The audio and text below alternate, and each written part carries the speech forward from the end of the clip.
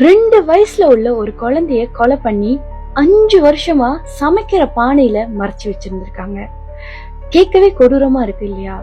ஆனா இதை விட கொடூரம் என்னதுன்னா, இந்த 2 வயசு குழந்தைய கொலை பண்ணதே தன்னோட 31 வயசுல உள்ள அப்பாவும் 30 வயசுல உள்ள அம்மாவும் தான். ஹாய் அனைவருக்கும் வணக்கம். Hope you guys doing good. நான் திவ்யா குமாரன். நம்மளோட டைம் டிராவல் எபிசோட்ல ஒவ்வொரு இயர் டிராவல் பண்ணி அந்த இயர்ல நடக்கிற கிரைம் ஸ்டோரியா இருக்கட்டும், பேய் கதைகளா இருக்கட்டும், மோட்டிவேஷனல் ஸ்டோரியா இருக்கட்டும், மறுபிறவி, இந்த மாதிரி நிறைய கதைகள் பார்த்துக்கிட்டு வந்திருக்கோம். ஸோ இன்னைக்கு எபிசோட்லயும் நம்ம ஒரு இயர்க்கு டிராவல் பண்ணி அந்த இயர்ல நடந்த ஒரு கிரைம் ஸ்டோரி தான் பார்க்க போறோம். இன்னையோட எபிசோட்காக நம்ம 2019க்கு தான் டிராவல் பண்ண போறோம். ஓகே, நம்ம 2019க்கு டிராவல் பண்றது முன்னுக்கு யார் யார் இன்னும் என்னோட யூடியூப் சேனல் சப்ஸ்கிரைப் பண்ணலையோ மறக்காம சப்ஸ்கிரைப் பண்ணி சப்போர்ட் பண்ணுங்க. அது மட்டும் இல்லாம இந்த வீடியோவை லைக் பண்ணுங்க, ஷேர் பண்ணுங்க, மறக்காம ரீபோஸ்ட் பண்ணுங்க. என்னதான் நம்மளை சுத்தி நடக்குதுன்னு எல்லாரும் தெரிஞ்சுக்கிட்டோம். இந்த குழந்தை இறந்து சுமார் ஒரு 5 வருஷம் இருக்கும். அந்த 5 வருஷம் கழிச்சுதான் இந்த குழந்தையோட உடலை கண்டுபிடிக்கிறாங்க.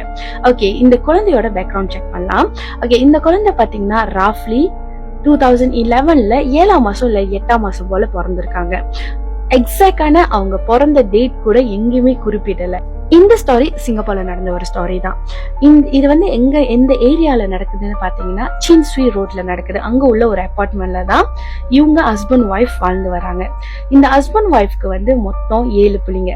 ஓகே, இறந்து போன அந்த கேர்ளோட பேர் வந்து உமைஷா. உமைஷாவும் சேர்த்து அவங்களுக்கு 7 பிள்ளைங்க. உமைஷா பிறக்கும் போது அவங்களோட ஃபாதர் வந்து ஒரு போதைப் பொருள் கேஸ்னால வந்து ஜெயில இருக்காரு. சோ அவங்க மதர் வந்து என்ன சொல்றாங்கன்னா, என்னால வந்து சொந்தமா பிள்ளைய பாத்துக்க முடியாது, ஒண்டியா என்னால வளர்க்க முடியாதுன்னு சொல்லிட்டு அவங்க வந்து அந்த குழந்தைகள் காப்பகம் இருப்பாங்க இல்லையா, சோ அந்த இடத்துல வந்து ஒப்படைக்கிறாங்க. சோ அங்க இருந்து வந்து குறிப்பிட்ட காலகட்டத்துக்கு வந்து சில பேர் வந்து தத்தெடுத்து வளர்ப்பாங்க அந்த மாதிரி. சோ இந்த ஃபாதரோட ஜெயில் தண்டனை முடிகிற வரைக்கும் இந்த குழந்தை வந்து வேற ஒரு வீட்டுல ரொம்ப பாதுகாப்பா கரெக்டா சாப்பாடு கொடுத்து நல்லா வளர்றாங்க. 18 months, அதாவது ஆல்மோஸ்ட் ஒரு 1.5 வயசு ஆகுற வரைக்கும் இந்த குழந்தை வந்து அந்த பாதுகாப்பான ஒரு இடத்துல வளர்ந்து வந்துகிட்டு இருக்காங்க. சோ இவங்க பிறந்த அந்த 18 months கழிச்சிட்டோன்னா அவங்க அப்பாவுக்கும் ஜெயில் தண்டனை முடியுது. சோ இப்ப என்ன பண்றாங்கன்னா, குழந்தை வந்து லா படி பாத்தீங்கன்னா திருப்பி அவங்க பேரண்ட்ஸ் கூட தான் வந்துடணும். சோ இப்ப அவங்க அம்மாவும் அவங்க அப்பாவும் அவங்களோட வீட்டுக்கு கூட்டு வராங்க. உமாஷாவோட பேரண்ட்ஸோட வீடு வந்து ரொம்ப குட்டியான ஒரு ரூம் மட்டும் இருக்கிற ஒரு அபார்ட்மெண்ட்ல இருக்கிற அபார்ட்மெண்ட் கூட இல்ல, அது பிளாட் டைப்ல இருக்கிற ஒரு ஹவுஸ். ஓகே, உமைஷாவை சேர்த்து அவங்களுக்கு மொத்தம் 7 பிள்ளைங்க. ஸோ 7 பிள்ளைங்க. தென் அந்த அம்மா அப்பா, தென் அவங்க அம்மாவோட பிரதர் ஒருத்தர் கூட இருந்தாரு. அந்த அங்கிளுக்கு வந்து ஆக்சுவலி அவர் வந்து மென்டலி சேலஞ்ச் பர்சன்னால ஸோ அவரை வந்து இவங்க தான் வச்சு பார்த்துக்கிட்டு வந்தாங்க. இந்த காலகட்டத்துல ஒரு பிள்ளை 2 பிள்ளை வச்சிருக்கிற நம்மளே எவ்வளவு பதறோம். நல்ல எஜுகேஷன் கொடுக்கணும், நல்ல ஃபுட் கொடுக்கணும். எத்தனை பேரண்ட்ஸ் வந்து என்ன பிள்ளைங்க சாப்பிட ஆசைப்படுறாங்கன்னு கேட்டு கேட்டு கொடுக்குறாங்க. ஆனா இந்த 7 பிள்ளைங்க வச்சிருக்கிற அம்மா அப்பா அவங்க அந்த ரெஸ்பான்சிபிலிட்டியை கொஞ்சம் கூட எடுத்துக்கவே இல்லை. ஈவன் ஜெயில இருந்து வெளியே வந்து கூட அவங்க அப்பா ஸ்டில் வந்து போதைப் பொருட்களை பயன்படுத்திக்கிட்டு தான் இருக்காரு. அவங்க அம்மா காலையில வெளியே போயிட்டாங்கன்னா நைட்டு தான் வீட்டுக்கு வருவாங்க. சோ பிள்ளைங்களுக்கு சாப்பாடு தண்ணி கூட ப்ராப்பரா இருக்காரு. எனக்கே புரியல அந்த வீட்டுல எப்படிதான் அவங்க இருக்காங்க, தண்ணி சப்ளை கூட இல்லைன்னு. ஏன்னா வெளியே இருந்த ஆளுங்க வரும்போது சில ஆபீசர்ஸ் எல்லாம் பார்க்கும்போது பிள்ளைங்க வந்து எங்களுக்கு தண்ணி வேணும்னு கேட்டு வாங்கி குடிக்கிற லெவலுக்கு இருந்திருக்கு. அது மட்டும் இல்லாம இவங்களோட பையனுக்கு வந்து வயசு 10. சோ என்ன நடக்கும்னு பாத்தீங்கன்னா, இந்த பையன் இன்ஸ்டன்ட் நூடுல்ஸ் இருக்கு இல்லையா, அந்த மேகி அந்த மாதிரி நூடுல்ஸ் அவனால செய்ய முடிஞ்சதை செஞ்சு அதை கொஞ்சம் கொஞ்சமா அவங்க தம்பி தங்கச்சிங்களுக்கு கொடுத்து இப்படிதான் வாழ்க்கை ஓடிக்கிட்டு இருந்துச்சு. இந்த ஸ்டோரி ரொம்ப இமோஷனலா இருந்துச்சு. அது மட்டும் இல்லாம ரொம்ப கோவமா இருக்கு, என்ன கைண்ட் ஆஃப் மதர் இவங்க அப்படின்னு. ஏன்னா அந்த பிள்ளை ரொம்ப அழுந்து ஏதாவது அடம் பிடிச்சோ ஏதாவது ஒண்ணு செய்யும் போது அது வந்து குழந்தைகளோட நேச்சர், ரைட், சுபாவம், அவங்க அப்படிதான் இருப்பாங்க. அந்த மாதிரி ஏதாவது பண்ணிட்டா சில்லி படி இருக்கு இல்லையா, அதாவது ஊசி மிளகான்னு சொல்லுவோம் இல்லையா, அதை எடுத்து அந்த குழந்தைகளோட வாயில திணிச்சிருவாங்களாம். ஈவன் உமாஷாவுக்கே அது நடந்திருக்கு. இந்த குழந்தைகள் காப்பகம்ல இருந்து எல்லாம் குழந்தைகளை கூட்டிட்டு வந்துட்டோன்னே அடிக்கடி அவங்க அந்த வெல்ஃபேர்ல இருந்து வந்து செக் பண்ணுவாங்க, குழந்தையோட இது எல்லாமே ஓகேவா இருக்கா அப்படின்னு. சோ ஒரு தடவை வந்து செக் பண்ணும்போது அவங்க ஃபியூ ஹவர்ஸ் வெயிட் பண்ணி இருந்திருக்காங்க அந்த வீட்டுல. ஏன்னு பாத்தீங்கன்னா அந்த வீட்டுல குழந்தைகள் மட்டும்தான் இருந்திருக்காங்க. எந்த ஒரு பெரியவங்களும் இல்லை. எனக்கு தெரியல அந்த அங்கிள் அந்த அந்த டைம்ல எங்க இருந்தாருன்னு. பட் அவர் இருந்திருந்தாலும் அவர் மென்டலி சேலஞ்ச், அவர் பிள்ளைங்களை பாத்துக்குவாங்கன்னு நம்ம எதிர்பார்க்க முடியாது. இருந்தாலும் எத்தனையோ ஹவர்ஸ் வெயிட் பண்ணதுக்கு அப்புறம் தான் அவங்க மது வீட்டுக்கே வந்தாங்களாம். ஸோ அவ்வளவு நேரம் பிள்ளைங்க சாப்பாடு இல்லாம தண்ணி இல்லாம இந்த மாதிரிதான் இருந்திருக்காங்க. இந்த 18 மாசம் பத்திரமா உமேஷாவை பாதுகாத்துக்கிட்டாங்க இல்லையா. ஸோ அங்கிருந்து ஒரு ஆள் உமேஷாவை இந்த வீட்டுல விசிட் பண்றாங்க. லேட்டர் ஆன் இன்வெஸ்டிகேஷன்ல இந்த நியூஸ் எல்லாம் அவங்க ஷேர் பண்றாங்க. ஓகே, அவங்க விசிட் பண்ணும்போது அவங்களே சொல்றாங்க சில விஷயம் ஸ்ட்ரேஞ்சா இருந்துச்சு. உமேஷா லைக் ரொம்ப விளையாட்டுத்தனமா எங்க கூட இருக்கிற பிள்ளை அங்க இருக்கும் போது அமைதியா இருக்கு. நாங்க போய் பேசும்போது கூட அவளையும் எங்களுக்கு ரெஸ்பாண்ட் பண்ணல. எங்களுக்கு அப்ப தெரியல.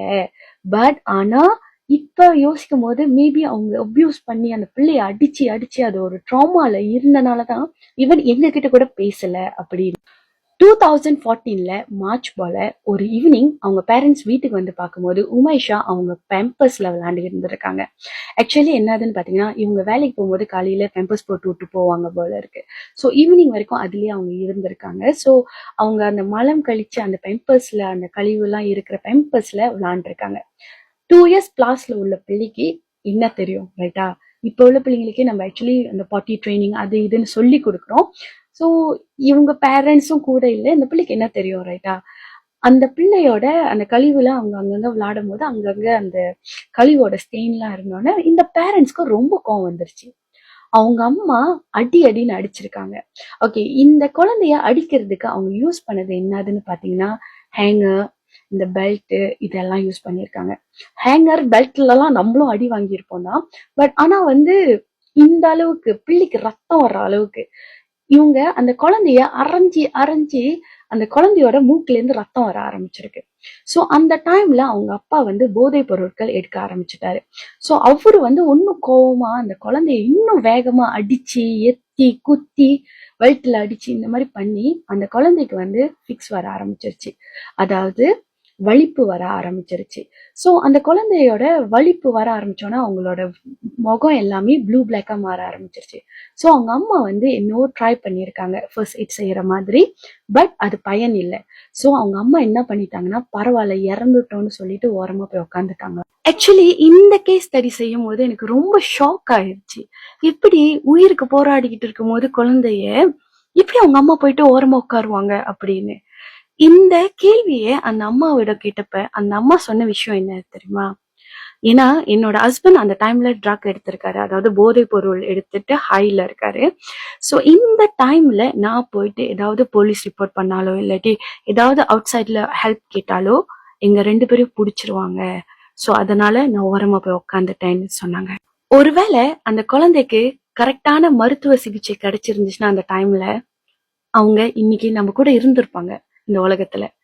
பட் இந்த பேரண்ட்ஸ் அவங்கள சேவ் பண்ணிக்கிறதுக்காக அவங்க பிள்ளைய விட்டு கொடுத்துட்டாங்க. கேட்கவே கொடூரமா இருக்கு. ஆக்சுவலி எப்போதுமே பேரண்ட்ஸ்ன்னு பாத்தீங்கன்னா அவங்கள சாக்ரிஃபை பண்ணிக்கிட்டு பிள்ளைங்களை எப்படியாவது காப்பாத்திடணும், பிள்ளைங்களுக்கு இது செஞ்சு கொடுத்துடணும்னு நினைக்கிற அம்மா அப்பாங்களுக்கு மத்தியில இப்படியும் சிலர். ஃபைனலி உமேஷா இறந்துடுறாங்க. சோ உமேஷா இறந்துட்டோன்னு இந்த அம்மா அப்பா என்ன பண்றாங்கன்னு பாத்தீங்கன்னா வீட்டுல சமைக்கிறதுக்கு பானை இருக்கும் இல்லையா, குக்கிங் பாட், அதுல இந்த குழந்தைய உள்ள வச்சு கீழே பிளைட்டோட கீழே நைட் டைம்ல எடுத்துட்டு போய் வச்சு எரிக்கிறாங்க பானையோட சேர்த்து. எரிச்சா பிளாஷ் தான் போகும். சோ அந்த போன்லாம் அங்கேயே இருக்கு இல்லையா. சோ அதை என்ன பண்ணணும்னா மறைக்கிறதுக்காக என்ன பண்றாங்கன்னா அந்த பானையில டேப்லாம் ஒட்டி சீல் பண்ணி அது ஒரு பாக்ஸ்குள்ள வச்சுட்டு அந்த பாக்ஸ யாருமே தொடக்கூடாதுன்னு வீட்டுல எல்லாரும் வார்ன் பண்ணி பிள்ளைங்க எல்லாமே அம்மா அப்பாவுக்கு பயப்படுவாங்க. ஆமா, இந்த மாதிரி அம்மா அப்பா இருந்தா எந்த பிள்ளைங்க தான் பயப்பட மாட்டாங்க. சோ அந்த பிள்ளைங்க யாரும் தொடக்கூடாதுன்னு சொல்லி அந்த பாக்ஸ கிச்சன் கேபினெட்ல வச்சிடறாங்க. அந்த பாக்ஸ் 5 இயர்ஸா அதே கேபினெட்ல இருக்கு. இந்த இன்சிடென்ட் 2014 நடக்குதுன்னா நடந்து ஒரு 3 இயர்ஸ்க்குள்ள உமேஷாவோட ஃபாதருக்கும் மதருக்கும் மெஸ்ஸிஃபான சண்டை. உமேஷாவோட ஃபாதர் வீட்டை விட்டு வெளியாயிடுறாங்க. சோ உமேஷா இந்த டைம்ல நீங்க பாத்தீங்கன்னா அவங்க ஸ்கூல் என்ரோல் பண்ற ஒரு சிச்சுவேஷன். அவங்களுக்கு அவங்க வயசுக்கு அந்த டைம்ல ஸ்கூலுக்கு போகணும். சோ ஏன் ஒன்னும் ரிஜிஸ்டர் பண்ணலன்னு ஸ்கூல் சைட்ல இருந்து எல்லாம் கேட்கும் போது இவங்க அம்மா இப்ப சொல்ற ஆன்சர் என்னதுன்னு பாத்தீங்கன்னா இவங்க அவங்க அப்பாவை ஃபாலோ பண்ணிட்டு போயிட்டாங்க. ஸோ நாங்க இப்ப டிவோர்ஸ் வந்து ப்ராசஸ் பண்ணிக்கிட்டு இருக்கோம். ஸோ அதனால எங்களால இப்ப முடியாது, கொஞ்சம் டைம் கொடுங்கன்னு. அண்ட் ஆல்சோ இந்த வெல்ஃபேர் எல்லாம் இருக்காங்க இல்லையா, இந்த குழந்தைகள் காப்பகம் இவங்க எல்லாம் இருக்காங்க இல்லையா, இவங்க வந்து டைம் டு டைம் செக் பண்ணுவாங்க. டைம் டு டைம் செக் பண்ணும்போது இவங்க சொல்ற விஷயம் காரணங்கள் உமேஷாவை பத்தி என்னதுன்னு பாத்தீங்கன்னா, மலாக்கால சொந்தக்காரவங்க இருக்காங்க. சோ உமேஷாவை எங்களால பாத்துக்க முடியாதனால நாங்க மலாக்காக்கு அனுப்பிட்டோம். அவங்க சொந்தக்காரங்க வீட்ல இருந்து படிக்கிறாங்க, அப்படி இப்படின்னு கதை சொல்லிக்கிட்டே இருந்திருக்காங்க. இந்த கேஸ் படிக்கும் போது ஐ வாஸ் வண்டரிங், ஏன் இந்த வெல்ஃபேர்ல இருந்து வர்றவங்க இந்த ஆபீசர்ஸ் எல்லாம் வந்து மலாக்கால இருக்காங்கல்ல சொந்தக்காரவங்க, அவங்கள கான்டாக்ட் பண்ணி உமேஷா வந்து சேஃபா தான் இருக்காங்களான்னு ஏன் வந்து கண்காணிக்கல அப்படின்னு. நெய்பர் கிட்ட சரி, ஆபீசர்ஸ் கிட்ட சரி, அவுட் சைடர்ஸ் கிட்ட வந்து போய் சொல்லிடலாம். ஆனா அவங்களோட சிப்ளிங்ஸ் கிட்ட கன்சிடர் 10 வயசு பையன் இருக்கானா சம்திங் ராங், ரொம்ப நாளா தங்கச்சி காணோன்னு அவனுக்கு ரியலைஸ் பண்ணிருக்கோம் இல்லையா. பட் அது எல்லாமே இன்னும் கேள்விக்குறியா தான் இருக்கு. அதை பத்தியான டீட்டெயிலான எந்த ஒரு நியூஸும் எந்த ஒரு சோர்சஸ்லயும் அவைலபிளா இல்லை. இந்த அங்கிள் இருக்காரு இல்லையா, சோ இவர் வந்து இன்வெஸ்டிகேஷன்ல சில விஷயங்கள் சொல்றாரு, தெளிவா சொல்றாரு. சோ தெளிவா சொல்லும் போது நமக்கு வந்து அங்கிருந்து தான் நிறைய விஷயங்கள் தெரிய வருது. சோ அவர் என்ன சொல்றாருன்னா, ஒரு பாக்ஸ் அங்க இருந்துச்சு, அந்த பாக்ஸ சுத்தி நிறைய கருப்பாம்பூச்சிகள், அதுக்கப்புறம் அந்த கருப்பாம்பூச்சிகளோட முட்டைகள்லாம் இருக்கும்னு சொல்லுவாங்க இல்லையா, சோ அதெல்லாம் நிறைய இருந்துச்சு, சுத்தம் பண்ணலாம் அப்படின்னு சொல்லிட்டு ஒரு தடவை அந்த பாக்ஸை எடுக்கும் போது இந்த உமேஷாவோட மது வந்து அந்த பாக்ஸ புடுங்கிட்டு ரொம்ப கத்தினாங்க. கத்திட்டு இன்னும் அந்த பாக்ஸ் மேல நிறைய டேப் எல்லாம் போட்டு ஒட்டி வச்சுட்டாங்க உள்ள. சோ இந்த 5 வருஷம் ஆகும்போது என்ன நடக்குதுன்னு பாத்தீங்கன்னா, அந்த டைம்ல உமேஷாவோட ஃபாதரும் சரி மதரும் சரி ஜெயில இருக்காங்க. எனக்கு எக்ஸாக்டான ரீசன் தெரியல, நான் தேடினேன், பட் அது எக்ஸாக்டா எங்கேயுமே குறிப்பிடப்படலை. இந்த கேஸ்ல நிறைய விஷயம் வந்து எக்ஸாக்டான விஷயம் எங்கேயுமே குறிப்பிடப்படல. உமேஷா பிறந்த டேட்டு கூட குறிப்பிடப்படலை. சோ இப்ப ஏன் அவங்க ஜெயிலுக்கு போயிருக்காங்க பேரண்ட்ஸ் வந்து அது நமக்கு தெரியல எக்ஸாக்டா, பட் இந்த டைம்ல அவங்க பேரண்ட்ஸ் அங்க இருக்காங்க. சோ பிள்ளைங்க எல்லாருமே என்ன பண்றாங்கன்னா ரிலேட்டிவ் வீடு அங்க அங்கன்னு இருக்காங்க. சோ அந்த பிளாட்ல அந்த டைம்ல இருக்கிறது யாருன்னு பாத்தீங்கன்னா அந்த மென்டலி சேலஞ்சா இருக்கிற அந்த அங்கிள் தான். சோ அவரு ஒண்டிதான் இருக்காரு.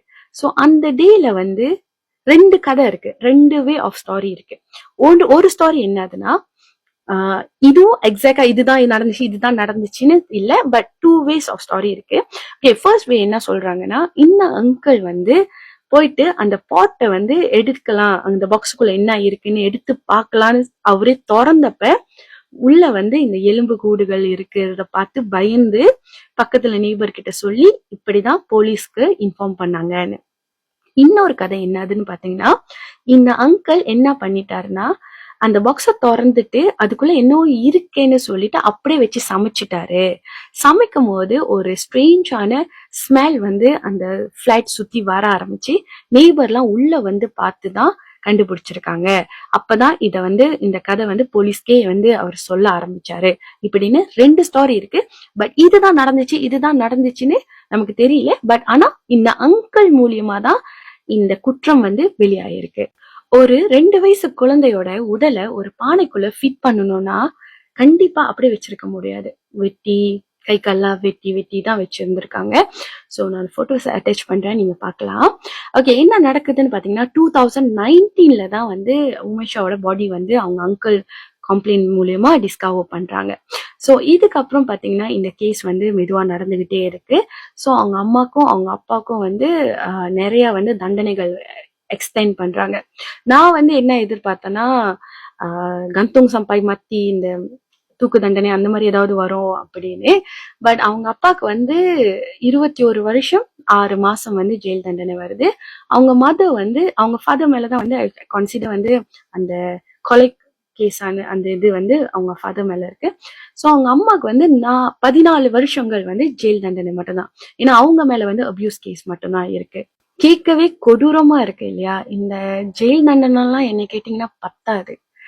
நிறைய பேரு அந்த கேர்ளோட வீட்டுக்கு வெளியே போயிட்டு பொம்மைகள் வைக்கிறது, தென் ஈவன் மாங்க்லாம் வந்து ப்ரேயர்ஸ் செஞ்சு அந்த ஆன்மா வந்து நல்லபடியா சாந்தி அடையணும்னு சொல்லிட்டு ப்ரேயர்ஸ் எல்லாம் செஞ்சாங்க. சில விஷயங்கள் வந்து டேபு டாபிக்னு நம்ம பேச மாட்டோம், இதெல்லாம் எப்படின்னு. ஆனா குழந்தைக்கு ரெடியா இல்லைன்னா தயவு செய்து ஏதாவது ப்ரொடெக்ஷன் யூஸ் பண்ணிக்கோங்க, ஏதாவது பிளான் பண்ணுங்க. இந்த மாதிரி 7 குழந்தைகள் இந்த மாதிரி பேரண்ட்ஸ்க்குலாம் யூஸ்வலி பாத்தீங்கன்னா அன்பிளான் பேபிஸ் தான் இருக்கும். அவங்க பிளான் பண்ணியிருக்கவே மாட்டாங்க, திடீர்னு வந்திருக்கும். ஸோ இந்த மாதிரி உங்களால குழந்தைகளை பார்த்துக்க முடியலன்னா, இங்க பேரண்ட்ஸ் எத்தனையோ பேரண்ட்ஸ் வந்து எத்தனையோ கணவன் மனைவி பேரண்ட்ஸ் ஆகிறதுக்காக வெயிட் பண்ணிட்டு இருக்காங்க. அவங்களுக்கு லீகலா தத்து கொடுத்துருங்க. அதை விட்டுட்டு எந்த உயிரும், அது உங்களோட சொந்த குழந்தையா இருந்தா கூட அந்த உயிரை எடுக்கிறதுக்கு உங்களுக்கு எந்த ஒரு உரிமையும் வரல இல்ல. இந்த குழந்தைகள் வந்து இந்த உலகத்துக்கு வர்றது நமக்காக இல்ல, நம்ம மூலியமா தான் வராங்க. So understand that. இந்த என்ன சொல்லுவாங்க, இந்த போதைப் பொருளுக்கு அடிமையாகிறது ஏன் வந்து இந்த போதைப் பொருள் வந்து நம்ம நாட்டிலயும் சரி நம்மளோட அண்டை நாட்டுகள்லயும் சரி ஏன் வந்து இது ரொம்ப வேணாம் சொல்றாங்கன்னா, இந்த மாதிரிதான் கேஸ் பாருங்க. நான் ரீசனா பேசின கிரைம் ஸ்டோரிஸ் எல்லாமே பாருங்க, போதைப் பொருள்னால சொந்த பிள்ளைய கொலை பண்ணிட்டாங்க, போதைப் பொருள்னால இது நடந்துருச்சு அப்படின்னு. ஈவன் நான் லாஸ்டா ஒரு கேஸ் போட்டேன் சிங்கப்பூரோட தான். அவரும் அந்த ஃபாதர், ஸ்டெப் ஃபாதர், அவரும் வந்து கொலை பண்ணிடுவாரு அந்த ஒரு பேபி கேர்ளை. பாத்தீங்கன்னா போதைப் பொருள்ல ஹாயா இருந்தனால. போதைப் பொருள்ல சில மணி நேரத்துக்கு தான் உங்களுக்கு ஒரு மாய உலகத்துல இருப்பீங்க இது எல்லாமே. பட் நீங்க பாருங்க, அந்த மாய உலகத்துல இருந்து அந்த ஒரு போதைனால செஞ்சதுனால லைஃபே போயிருச்சு. உங்க லைஃப் மட்டும் இல்லைங்க, அந்த அப்பாவி 2 வயசுல பிள்ளை என்ன பண்ணுச்சு? உங்களை நம்பி வந்த ஒன்னும் 6 பிள்ளைங்க என்ன ஆயிடுச்சு? நம்ம செய்யற ஒவ்வொரு காரியங்களுக்கும் நம்ம தான் பொறுப்பு. அந்த ரெஸ்பான்சிபிலிட்டி நம்மளோட. அது மட்டும் இல்லாம நம்ம செய்யற ஒவ்வொரு காரியத்தையும் நம்ம ரியலைஸ் பண்ணி ஒரு அவேர்னஸோட தான் செய்யணும். அதாவது ஒரு சுய நினைவோட தான் நம்ம செய்யணுமே தவிர நம்மளே மறந்துட்டு நம்ம ஈவன் போதை பொருள்னு இல்லை. நிறைய பேரு இப்ப சண்டை, இப்ப டிக்டாக்லயே நிறைய சண்டைகள் எல்லாம் போட்டுக்கிறாங்க அது இதுன்னு. நீங்க பாத்தீங்கன்னா எண்ட் ஆஃப் த ஸ்டாரி இல்லாட்டி அந்த ரூட் ஆஃப் த ஸ்டாரி என்னதுன்னு பாத்தீங்கன்னா ஈகோ. இதுவும் ஈகோவும் போதை பொருளுக்கு ஈக்குவலான ஒரு விஷயம் தான். ஸோ என்ன செய்யறீங்கன்னு வந்து யோசிச்சு செய்யுங்க. அடுத்தது என்ன கதை பேசலாம்னு சொல்லிட்டு கீழே கமெண்ட்ல பண்ணுங்க. மறக்காம இந்த வீடியோவை லைக் பண்ணி ஷேர் பண்ணி ரீபோஸ்ட் பண்ணுங்க. என்னோட யூடியூப் சேனலை சப்ஸ்கிரைப் பண்ணிட்டு அங்கேயும் கமெண்ட் பண்ணுங்க.